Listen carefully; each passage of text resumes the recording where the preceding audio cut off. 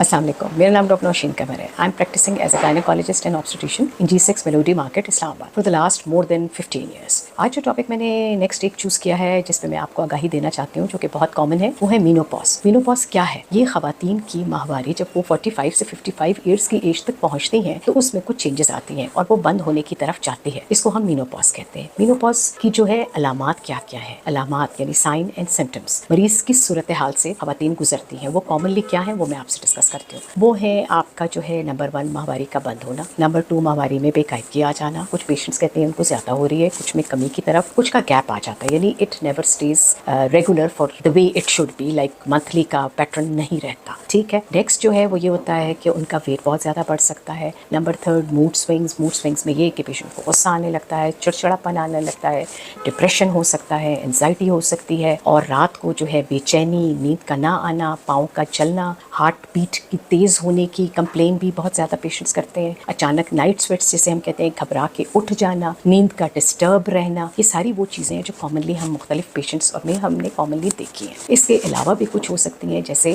Sexual life में भी काफ़ी डिस्टर्बेंस आ जाती है. ठीक है. तो इस चीज़ को हमने अपने जहन में रखना है. अगर आप इन अलामात से दो चार हैं तो जो आपकी ट्रीटिंग गायनेकोलॉजिस्ट हैं, आप प्लीज़ उनके पास जाइए, उनसे हेल्प लें. वो आपको आगे समझाएंगी कि ये क्यों हो रहा है. अब एक नेक्स्ट सवाल आएगा, जैसे मेरे भी जहन में आएगा एज अ पेशेंट, कि ये होता क्यों है. मीनोपॉज एक कुदरती प्रोसेस है, हर फीमेल इससे गुजरती है. ये होता इस वजह से है कि अल्लाह ताला ने हर खातून को 2 ओवरीज से नवाजा है, जिसको हम उर्दू में अंडादानी कहते हैं. ओवरीज हमारी कुछ हार्मोन्स प्रोड्यूस करती हैं, उसमें एस्ट्रोजेंस हैं, प्रोजेस्टेरॉन्स हैं. ठीक है. जो आगे और हार्मोन्स प्रोड्यूस करते हैं जो फीमेल्स के इस निज़ाम को रेगुलराइज करती हैं, और उसको जो है नॉर्मली वो इससे गो थ्रू होके वो एलिमेंट आपका फैक्टर चलता रहता है, उसमें डिस्टर्बेंस आ जाती है, वो बढ़ जाते हैं और ये बंद हो जाते हैं. नेक्स्ट जब ये कि अगर आपको बहुत ज़्यादा इन तकलीफ़ों का सामना है तो आप अपने गायनेकोलॉजिस्ट के पास आइए. गायनेकोलॉजिस्ट आपको सबसे पहले, मैं तो इसी पे फोकस रखती हूँ कि ये कुदरती चेंज है, काउंसिल करती हूँ, पेशेंट को बताती हूँ कि आपने ये क्यों हो रहा है, आप इसको एक्सेप्ट करें. सबसे मुश्किल चीज़ ये है कि फ़ीमेल इसको समझ नहीं पा रही होती कि why and what is happening. ठीक है. जब आप उनको बता देती हूँ मैं तो उनको काफ़ी तसल्ली हो जाती है. They have to go through it. ये फेजेस है, ये साइन एंड सिम्टम्स वक्त के साथ साथ रिजॉल्व हो जाते हैं. उसमें हेल्प कैसे उनकी होगी? डाइट के साथ, एक्सरसाइज के साथ,